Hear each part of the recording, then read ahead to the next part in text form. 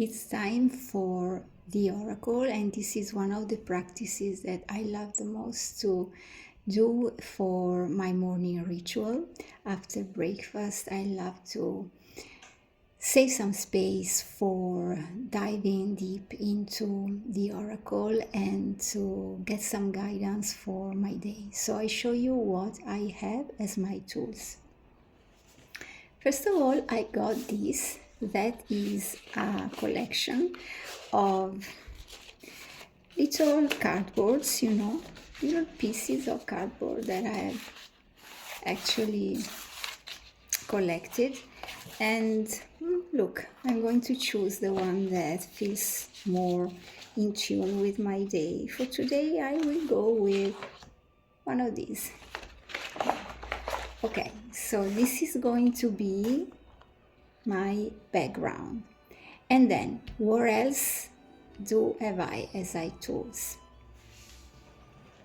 This is one of my books for scrapbooking. So I got hearts here, then I got backgrounds, then I got Polaroids, I got objects, I got people, I got animals. I have, created some selections for food, home and sweet home, greens, just things that I may want to have handy so I don't have to choose amongst thousands of scrapbooking.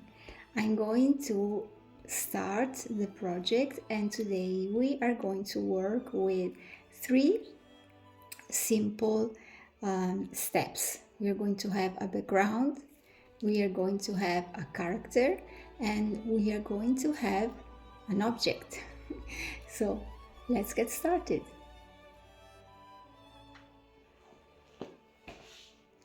Okay, here we are. This is my selection. One important thing to say is that this phase of choosing the background and the character and also the object must be pretty quick. We do not have to let our rationality to, come into the space.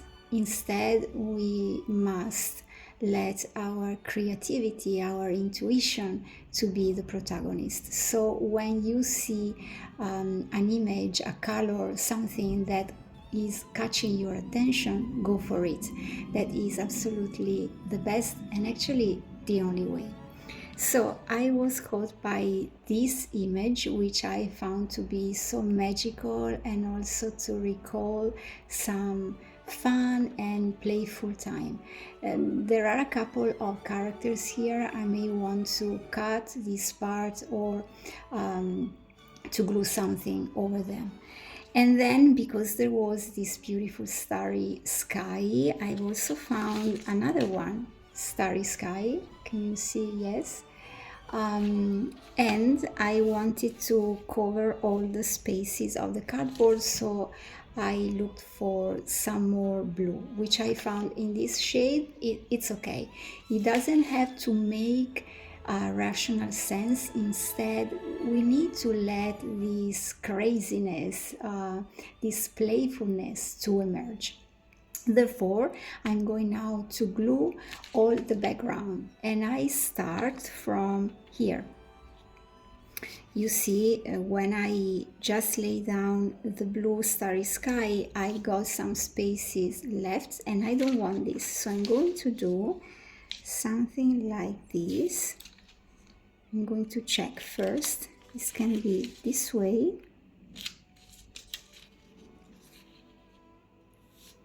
And also maybe this way, and then I can put this one here so that I can have some blue here as well.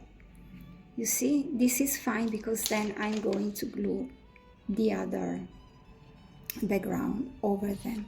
So let's get started with this phase.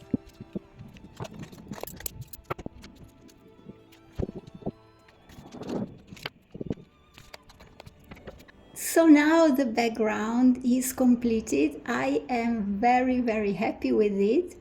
it seems a little bit crazy, a little bit magical, and very, very unique. I love so much that there is this wheel here and the starry sky, which for me it's all about playfulness and magical times.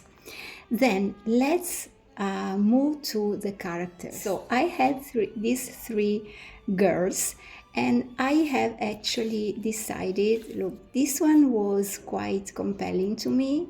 Then I had this one, which was around for some time in my creative desk. And then I found her.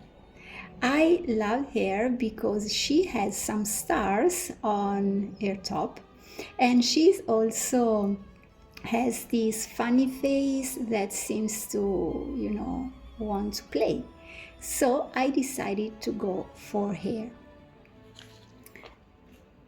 What I'm going to do now is to cut here because I just want her face without any other distraction.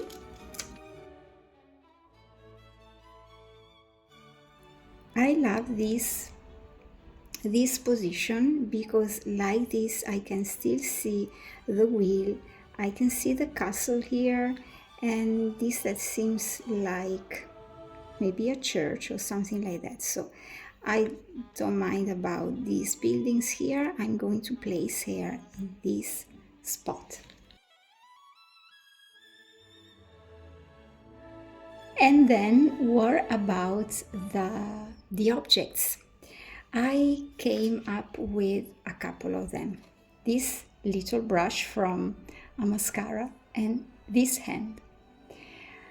I was very tempted to go with the mascara brush because of the color, which recalls the blue, and because, a brush is something that speaks to me about creativity. And also here we have the black mascara that for me can also be some black paint.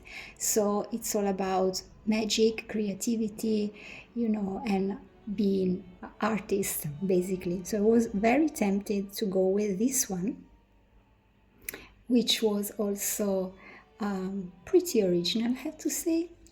And then this is the other way around with this hand, which I love so much because, first of all, this hand has rings, it has these bracelets, and so it recalls a kind of magic for me as well, a magic that comes from above, as if this is, a hand that comes from my divinity. So as if my divinity is here to say to me, look, I'm here with you, I'm cuddling you, you are always protected, and you can keep on being creative, enjoy your life.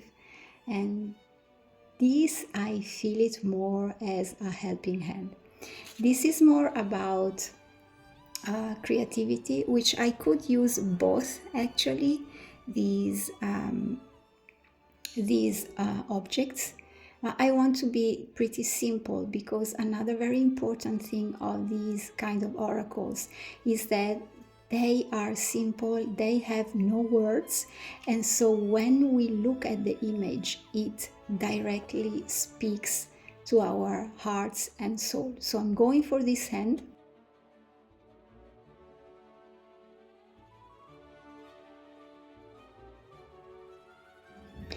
Now, you can go for a few or only one word if you want. For example, I found some of these, you see, this is very, very interesting and also playful, like this. Very, very interesting.